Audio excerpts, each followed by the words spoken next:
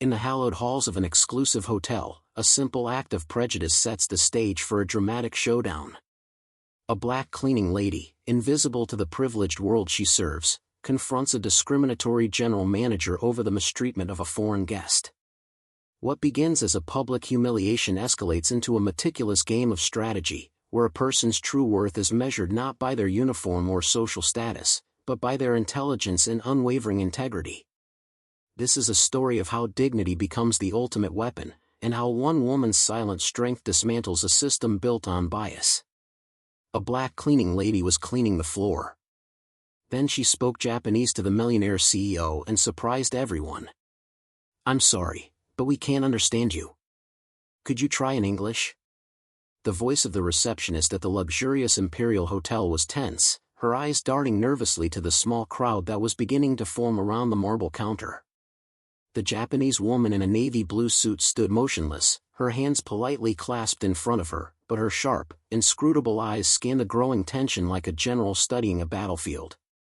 Behind her, an assistant in a dark suit typed frantically on his cell phone. Two translators, whispered in the background, read with embarrassment and completely lost. "Should we call security?" whispered an employee behind the counter. "She's not being aggressive," whispered another, "but she refuses to answer in English, French, or Mandarin. And she booked the presidential suite, for God's sake."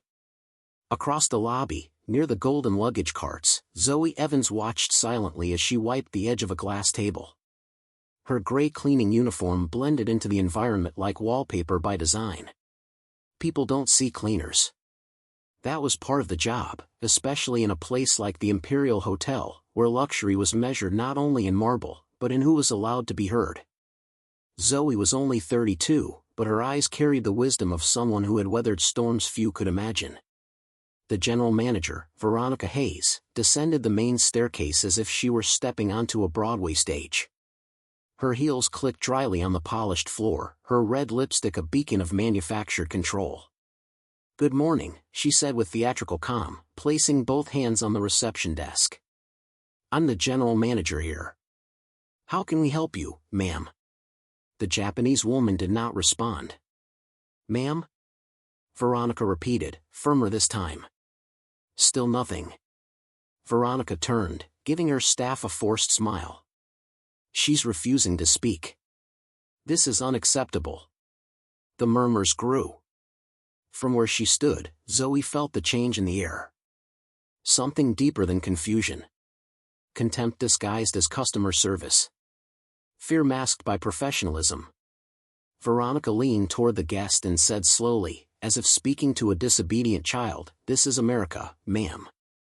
If you want to be served here, you need to speak English." A pause. Then, softly, but unmistakably, the woman exhaled. A single silent sigh. It wasn't dramatic.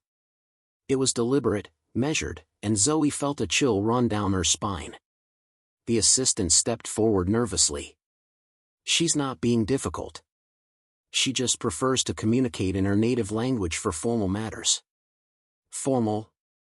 Veronica laughed, shaking her head. "We're not in Tokyo. If she wants towels or champagne, she can point like everyone else, but she's holding up the check-in line." Zoe dropped the cleaning cloth on the cart and moved slowly toward the commotion. She didn't know why her feet were moving. They just were.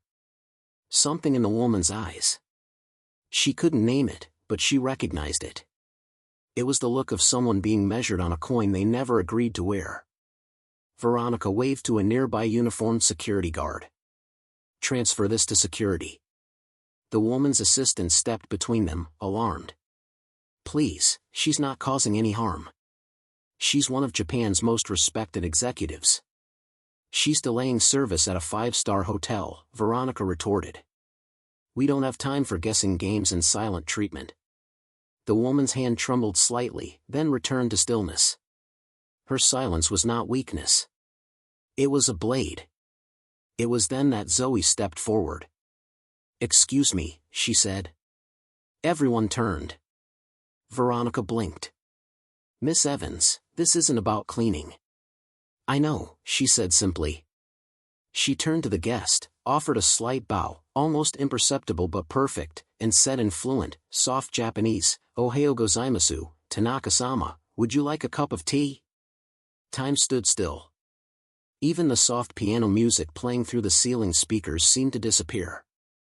The woman's eyes widened, not dramatically, not in surprise, but with a slow awakening of the recognition of being truly seen. She said something in Japanese, quiet and melodic. Zoe nodded. She gestured toward the lounge. "We can sit there. No pressure, no misunderstanding." The assistant turned to the team, stammering. She's talking to her perfectly. With a Kyoto accent." Veronica's voice cracked just a little. How do you even know Japanese?" "I don't think that matters now," Zoe said gently. And there, before all the scornful glances, she stood firm like someone guarding a secret too powerful to be revealed before the right time. While everyone mocked her position, her eyes revealed a serenity that only exists in those who have faced much worse storms and survived to tell the story.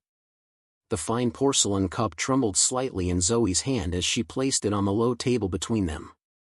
It wasn't just tea. It was ritual, the kind of silent ceremony she hadn't performed in nearly a decade. Dr. Tanaka sat across from her in the private lounge, her posture regal, her hands delicately folded in her lap. Her coat, still damp from the morning drizzle, hung carefully on the arm of the chair beside her. But it wasn't her elegance that caught Zoe's attention. It was her restraint. There was power in the way she held stillness like a violin string tuned just right, to sing, but not to snap. "Arigato gozaimasu," Dr. Tanaka said softly, her eyes downcast in Japanese for speaking with intention. Zoe nodded once. "It's been a while. My accent is probably rusty." "No," Dr. Tanaka replied, still in Japanese. "It's not rust, it's memory." A silence stretched between them, not uncomfortable, but suspended like breath before music. Dr. Tanaka studied her carefully, her voice now in careful English, tinged with a Kyoto accent. "You learned Japanese formally?" "Kyoto University," Zoe said. 7 years as a cultural linguistics professor, specializing in East Asian dynamics of silence. Dr. Tanaka raised an eyebrow just slightly. "I wrote my thesis on the phrase kuki wa yomu," she added with a smile.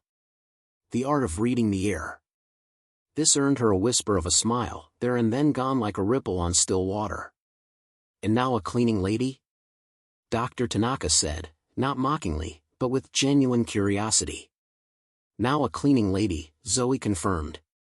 "At least until someone finds out I know more than where the mops are kept." Across the hotel, Veronica Hayes tapped her heel against the marble floor like a nervous machine gun. She had locked herself in the executive office with 2 assistants and the public relations director. She completely disregarded the chain of command, Veronica hissed, pacing behind the desk. "A cleaning lady has no authority to make decisions about customer service." "But she resolved the situation," the assistant murmured cautiously. "She set a precedent," Veronica retorted. "If we allow lower-level employees to ignore protocols to put on a cultural show, we completely lose control of the brand." The PR director cleared his throat nervously. Technically, she demonstrated excellent customer service. She made the guest feel she was being served by a cleaner, Veronica cut in. "It makes us look incompetent, as if our trained staff weren't capable of handling a basic situation." She stopped abruptly and turned to her assistants. "I want Evans's complete background, where she worked before, her education, everything. And I want her in my office in 10 minutes. Back in the lounge, Zoe poured green tea for herself, her movements precise. Dr. Tanaka watched her with more than interest. It was recognition. "Why hide?" Dr. Tanaka asked softly in Japanese. Zoe looked down. Her voice grew quieter. "After my wife died, I needed a job where no one would ask me about my past or my future." Dr. Tanaka's gaze softened, but she said nothing. Zoe continued, "Silence isn't always retreat. Sometimes it's the only honest thing left." For a moment, Dr. Tanaka looked out the window, her fingers brushing the rim of her teacup. In my country, she said, we are taught that the most powerful person in the room is often the one who speaks last. Zoe laughed softly. In this country, whoever speaks loudest usually wins. Dr. Tanaka turned back to her, serious now. And that's why I stopped speaking English in negotiations. Words became noise, weapons. Negotiation should be about intention, but here it's about performance. Zoe watched her with more than interest. It was recognition. She saw Dr. Tanaka not as a billionaire, but as a human being trying to protect something fragile beneath the surface. She knew the feeling. You're not here to sign a contract, Zoe said finally. You're here to see who's willing to listen before you speak. Dr. Tanaka's eyes met hers, and she knew she was right. At that moment, Veronica's loud voice echoed down the hall. Evans, my office now. Zoe sighed and started to get up, but Dr. Tanaka placed a delicate hand on her arm. Excuse me, Dr. Tanaka said, her voice still soft, but with an authority that made Zoe pause. Miss Evans is currently assisting me. If Ms. Hayes wishes to speak with her, she can schedule that after our meeting is complete. Veronica appeared in the lounge doorway, her face red with contained anger. Ma'am, with all due respect, Evans is a hotel employee and I, Dr. Tanaka interrupted calmly, am Dr. Tanaka, CEO of Tanaka Technologies. My company is considering a $50 million investment in hotel expansion on the East Coast. She paused deliberately. The quality of customer service will, of course, be a crucial factor in that decision. Veronica paled. Zoe remained seated, but something changed in her eyes. It wasn't submission. It was the look of someone who had just realized she wasn't fighting alone. Of course, Veronica murmured, forcing a smile. I'll be careful not to interrupt again. When Veronica left, Dr. Tanaka turned to Zoe with a look that was a mixture of amusement and something deeper. $50 million? Zoe asked in Japanese. $80 million, actually, Dr. Tanaka replied with a small smile. But I thought it would be polite to underestimate. They laughed together, and for the first time that day, the silence didn't feel like a battlefield. It felt like peace. But as Veronica walked away down the hallway, her footsteps echoing like a sinister promise, Zoe knew that this was far from over. What Veronica didn't realize was that in trying to humiliate her in front of Dr. Tanaka, she had just awakened something that had been dormant for years.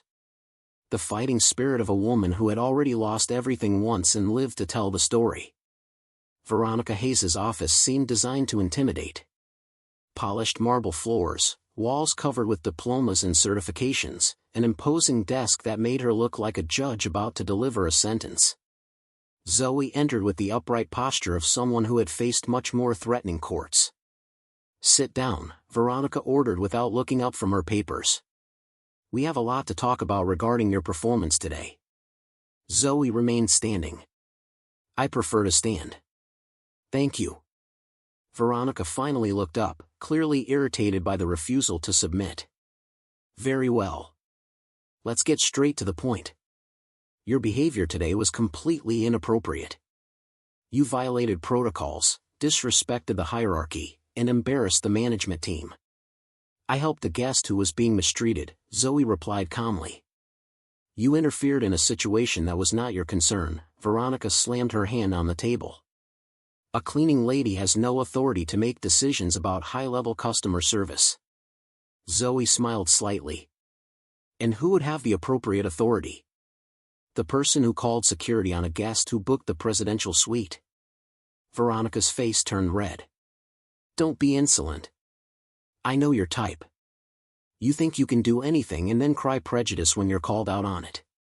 Interesting perspective, Zoe murmured, but her eyes flashed with something Veronica couldn't quite identify. Let me be clear, Veronica continued, leaning across the desk. You will apologize publicly to the staff. You will return to your cleaning duties, and you will never approach guests without express permission. And if I hear even a whisper about you speaking foreign languages with guests, you'll be out on the street the same day. Zoe nodded slowly. I understand perfectly. Veronica smiled, thinking she had established her dominance. Good. Now get back to work. But when Zoe reached the door, she turned around. Can I ask you a question, ma'am? What? Have you ever been to Japan? Veronica frowned. What does that have to do with anything? Just curious, Zoe said with an enigmatic smile. I'm sure you would really appreciate Japanese culture, especially the concept of Nyoshi Nemat. What? It's nothing important, Zoe replied, stepping out and closing the door softly behind her. 3 hours later, in Zoe's modest apartment, 2 women sat at the small kitchen table. Dr. Tanaka had changed out of her formal suit and into casual clothes, but her presence still commanded respect. Did she threaten you directly? Dr. Tanaka asked, pouring green tea from a thermos she had brought with her. Veronica isn't subtle, Zoe replied. But she's not smart either. She just gave me exactly what I needed. Dr. Tanaka raised an eyebrow. What would that be? Zoe stood up and walked over to a small filing cabinet in the corner of the room. From inside, she pulled out a meticulously organized folder. 7 months of documentation. She opened the folder on the table. Incident reports, copies of emails, photographs taken discreetly with a cell phone. Everything catalogued with academic precision. March incident, Zoe said, pointing to a photo. An Arab client was accidentally placed on the top floor in the room next to the noisy engine room, even though he had booked a quiet suite. Dr. Tanaka studied the document. And this, an internal email from Veronica instructing that clients with difficult-to-pronounce names be directed to lower-category rooms, even if they pay for upgrades. Dr. Tanaka leafed through more pages, her expression growing increasingly serious. My God, Zoe, this is systematic. 7 months of collecting evidence, Zoe confirmed. Veronica regularly engages in racial discrimination, but always in a subtle enough way to have plausible deniability, until today. What changed today? Zoe smiled. Today she threatened me in front of witnesses for helping a Japanese guest, and I recorded it. She took out her cell phone and played the audio of the conversation in the office. Veronica's voice echoed clearly. I know your type. You think you can do anything and then cry prejudice when you're called out on it. Dr. Tanaka leaned back in her chair. That's unacceptable. But it's still not enough, Zoe said. I need something bigger. Something she can't deny or minimize. Dr. Tanaka studied her carefully. You have a plan. I have 2 options, Zoe said, closing the folder. The first is to sue the hotel for racial discrimination and harassment. I have enough evidence for a guaranteed victory. And the second? Zoe's eyes flashed with an intensity that made Dr. Tanaka lean forward. The second is to give Veronica exactly what she deserves, a lesson in humility she'll never forget. Explain. Zoe stood up and walked to the window, looking out at the city below. You said you're considering an $80 million investment in hotel expansion, right? Yes. And how many hotels are on your short list? 3. The Imperial is one of them.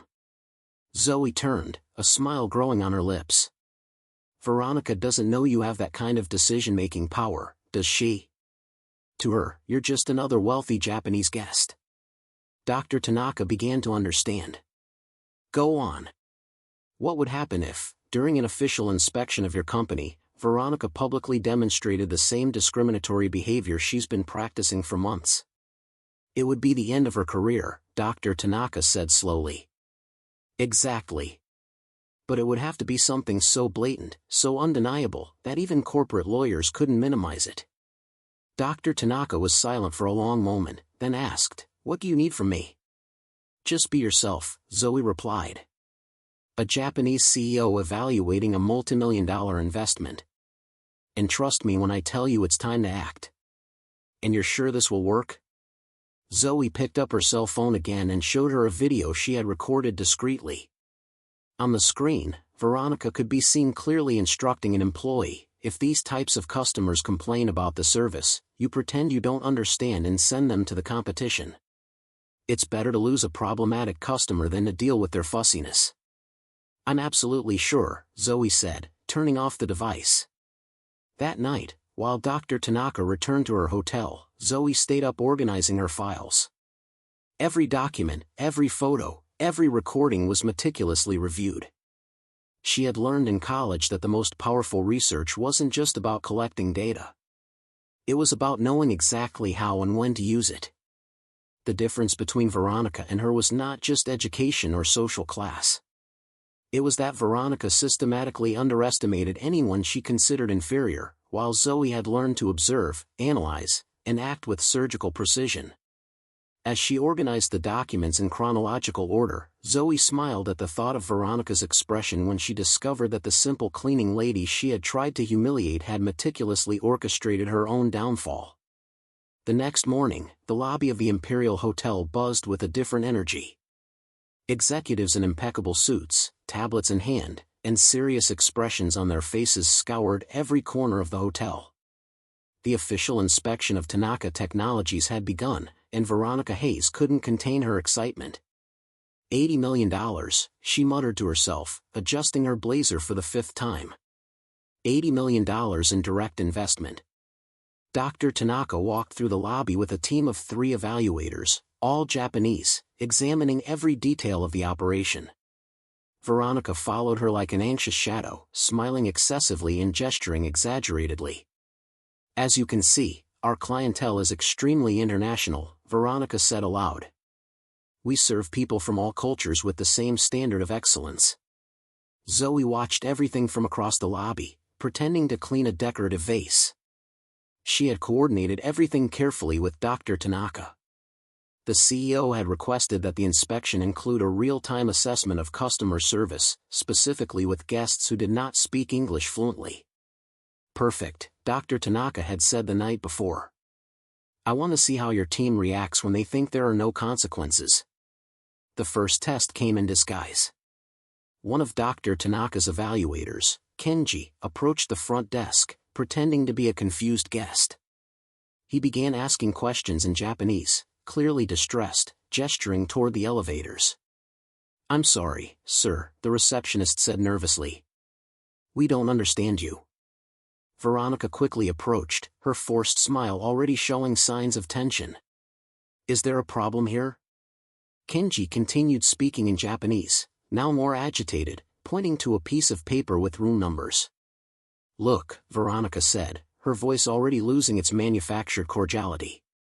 If you can't communicate in English, perhaps you should consider a hotel that offers more specialized assistance. Across the lobby, Dr. Tanaka gave an almost imperceptible signal. The hidden cameras her aides had strategically placed were recording everything. But Veronica didn't stop there. Seeing that the guest continued to insist in Japanese, her mask of professionalism finally slipped. My God, she said, turning to the receptionist with an exasperated expression.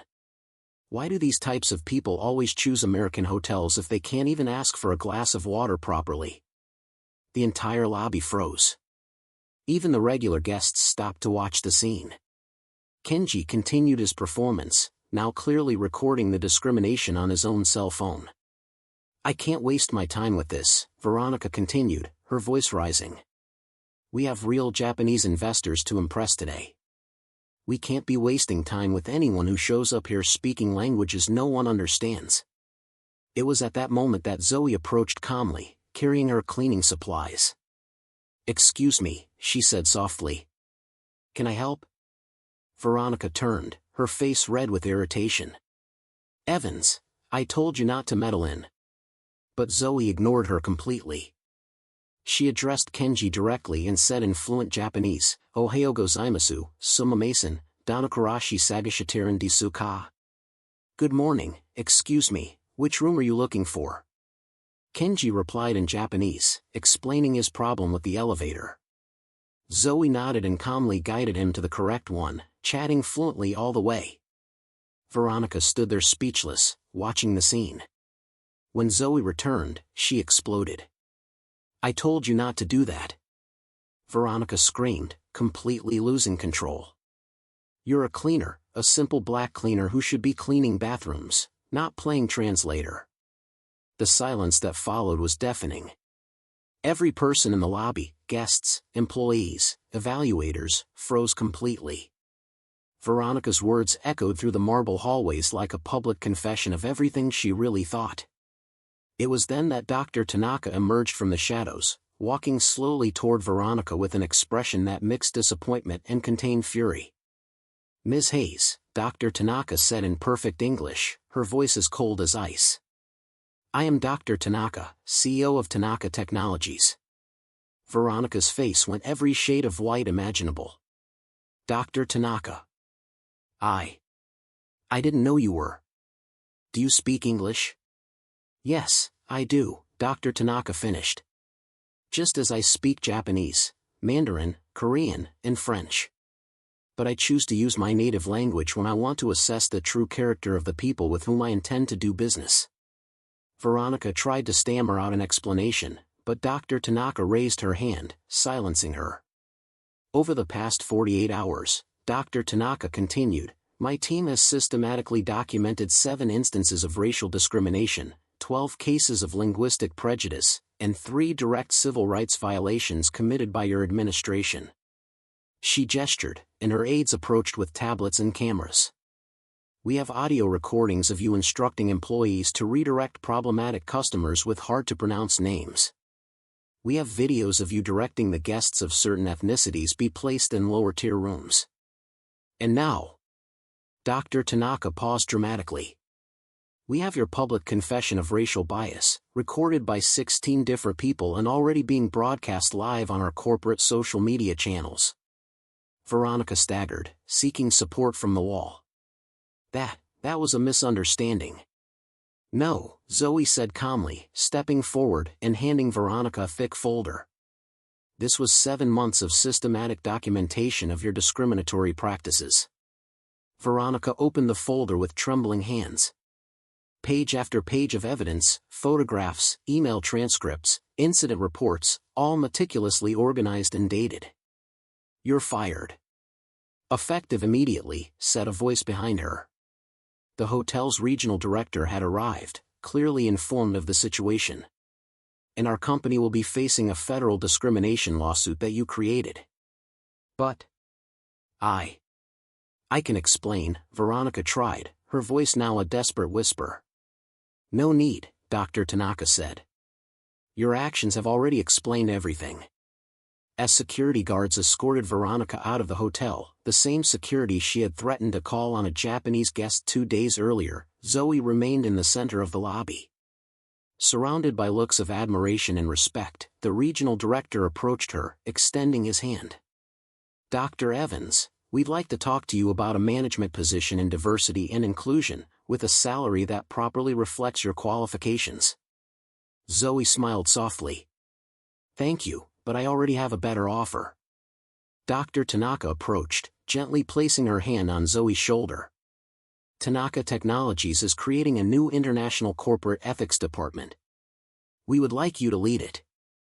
As the hotel doors closed behind Veronica for the last time, Zoe looked around the lobby where she had been humiliated so many times. Now, every employee, every guest, every person present knew exactly who she really was. The woman who had been called a mere black cleaning lady had methodically orchestrated the downfall of the person who had discriminated against her, using intelligence, patience, and a justice as precise as surgery. Veronica had lost not only her job but her entire reputation, while Zoe emerged as the heroine who had exposed an entire system of institutional prejudice. The story of Zoe Evans is a powerful testament to the idea that true dignity is found not in social status or wealth, but in one's unyielding character. By patiently gathering evidence and refusing to engage in petty conflict, she demonstrated that quiet intelligence and precise action are far more potent than public displays of power. Her journey from being an invisible cleaning lady to a global corporate leader shows that the best revenge is not to destroy your enemies, but to build something so remarkable with your own strength that they can no longer stand in your shadow. Ultimately, Zoe's story proves that the worth of a person is never defined by others, but is revealed by how they choose to stand up for what is right.